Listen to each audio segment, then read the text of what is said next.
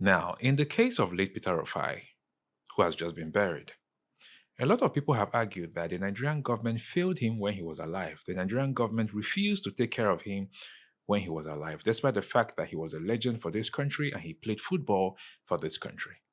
While some other people have counter argued, saying that Peter Rufai played football. Okay, he made money while playing football. He was supposed to have saved for his retirement. Well, let's crash the argument.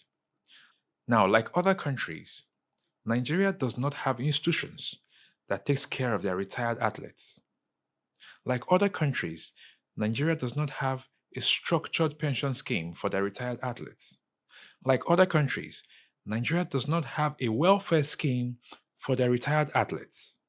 Like other countries, Nigeria have not made provisions for their retired athletes.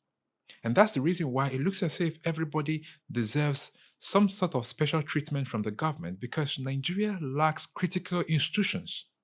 Now, if these structures were put in place, ex footballers would have been taken care of, ex athletes would have been taken care of without the government being called out at any time. Now, it is because we don't have these institutions and we are not even ready to set up these institutions. That's the reason why we're having these problems. What would it cost the government to set up institutions for things to just go normal? What would it cost them?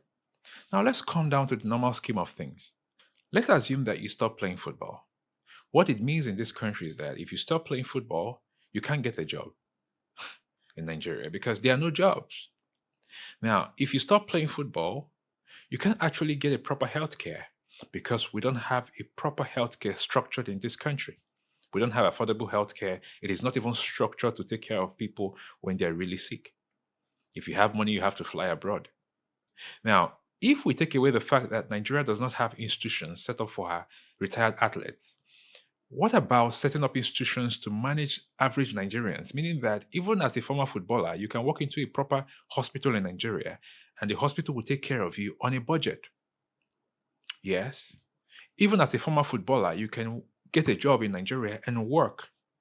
How about that? Now, we don't even have some set up for the athletes. We also don't have any set up for the Nigerian people. And that's the reason why we're here having these arguments. That's the reason why we're having these arguments. So Nigerian government have to prioritize setting up institutions to manage the affairs of Nigerians.